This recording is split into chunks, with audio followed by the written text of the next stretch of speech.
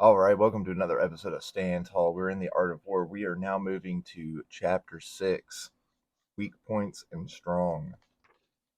Verse 1, Sun Tzu says, "Whoever is first in the field and awaits the coming of the enemy will be fresh for the fight.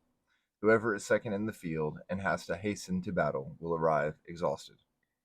Don't be late, and the sooner you get started and the less you hesitate, the better off you're going to be, the better positioned you're going to be.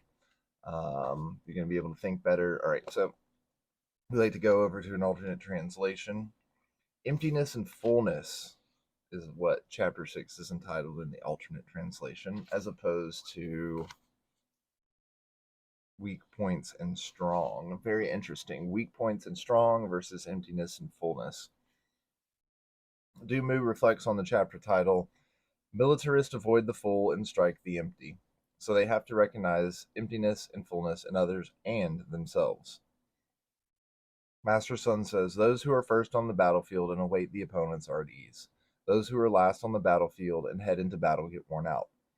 Jilin reflects on this that those who position themselves in an advantageous place and await opponents there are prepared, so the troops are relaxed.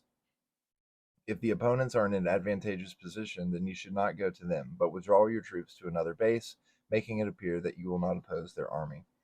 Opponents will then think that you have no strategy and will come and attack you. Then you can turn things around and make opponents tired without wearing yourself out.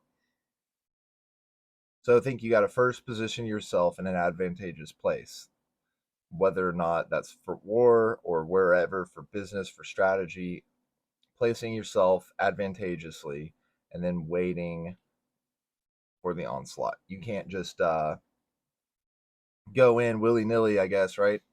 You got to think ahead. You got to be on top of things. You've got to get there first. You've got to lay your plans for the battlefield, because all of that other stuff comes into play that is in the art of war about positioning and tactics and strategy. And if you can't, and terrain, right? And so you know the terrain, and if you're late to the battle, you don't know the terrain as well.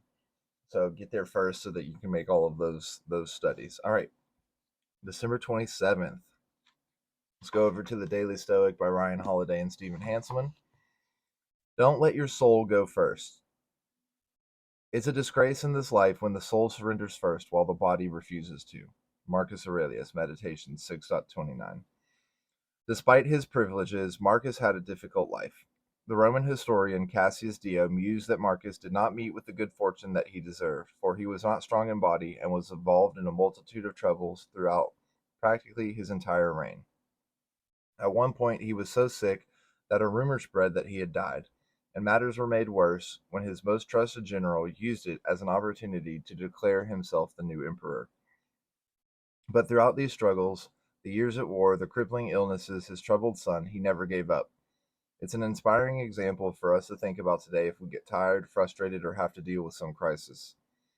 I think like by some crisis, it just means like, he never gave up, no matter how tired he was, frustrated, or whatever crisis of mind that we're having, or existential crisis of meaning. You just don't give up. Here was a guy who had every reason to be angry and bitter, who could have abandoned his principles and lived in luxury or ease, who could have put his responsibilities aside and focused on his own health, but he never did. His soul stayed strong even after his body became weak. He didn't give up, right until the second, until his body finally did, when he died near Vienna in 180 AD. So never give up, right? Don't let your soul give up. That's just kind of like being on the battlefield early versus late. Is your soul in it? If you're in it, your soul will be there. Your soul will be on the battlefield, instead of trying to play catch up because you're just always letting life guide you instead of you guiding life.